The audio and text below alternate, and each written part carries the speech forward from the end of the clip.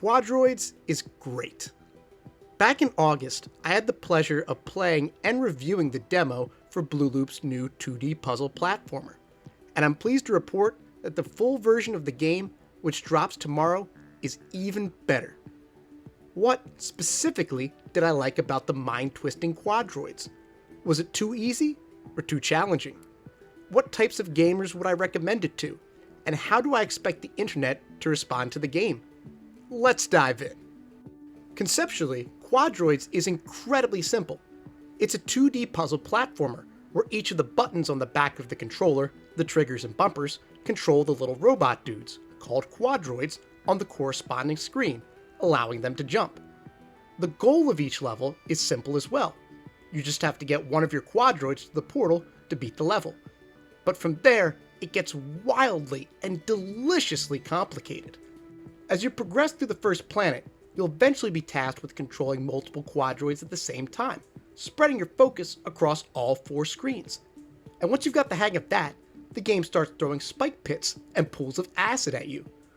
But don't feel bad about sending your little robot dudes to their deaths, because strategically sacrificing them is all part of the game. To get across pools of acid, you'll need to use dead bodies as temporary platforms before they decay completely, and spike pits will become walkable once a Quadroid has been impaled on them. It's pretty macabre, but incredibly creative all at the same time. From there, the game keeps playing with this concept, as you'll need to continue to strategically sacrifice your Quadroids to deal with hazards like robots, fire, tentacles, and eventually ice. I loved seeing the various ways the developers remixed this theme. By the time fire came into play, I remember thinking, damn, what will they come up with next? Only to be blown away by the way turning your Quadroids into human popsicles is your strategic sacrifice for the snow levels. When I played the demo, I was impressed by the creativity shown by Blue Loop on just the first planet, but the ones that follow are even better. I've gone on record saying that I love challenging video games. I play Witcher 3 on Death March, and I'm a huge From Software fan. But that's not usually the case with puzzle games. I enjoy a good puzzle, but I can get frustrated pretty quickly when I feel like I know what the solution is, but I just can't seem to implement it. Quadroids was consistently challenging, but at no point did I ever feel like the game was too difficult. I loved the process of firing up a level, experimenting with a few strategies, and then having a eureka moment when I figured out exactly what I needed to do to reach the end. For me, the experience of having those realizations and using them to pull out a win was well worth the price of admission, and enough to make Quadroids a game I loved coming back to during the weekend I played through it. Speaking of things that made me keep coming back to the game, the soundtrack is phenomenal. The theme for the Ice Planet sets the mood of the environment very well, but the Fire Planet's music was the highlight for me, and it got stuck in my head constantly. Last Saturday, I woke up with it ringing in my ears, and I immediately thought to myself that I couldn't wait to get back down to my man cave to fire up Quadroids again. It is, of course, the song playing in the background right now. There isn't much about Quadroids that I didn't like. There's enough story there to bridge the planets together, and it has some funny moments, with references to Metal Gear and Star Wars, but I do think that some of the grammar and dialogue could have used a second pass.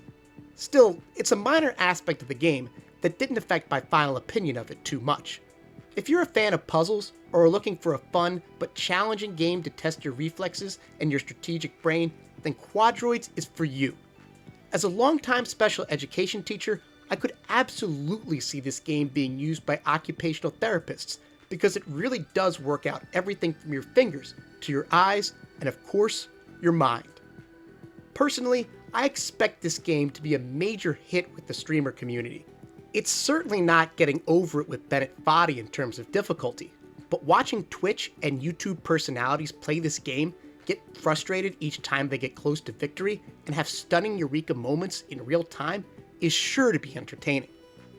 Quadroids drops tomorrow on PC, Switch, Xbox, and PlayStation. Blue Loop, well done! I can't wait for the rest of the world to experience this incredible game. Thanks for watching. Special thanks to the folks over at Home Run PR for hooking me up with an early preview of this game. Big shout out to all my YouTube channel members and Patreon subscribers, including James Pruitt, Raven Lampkin, Corey Matson, Gustavo Balabi, Pythonian, and Reed, who receive early access to my videos thanks to donations of $5 to $10 a month. See you guys next time.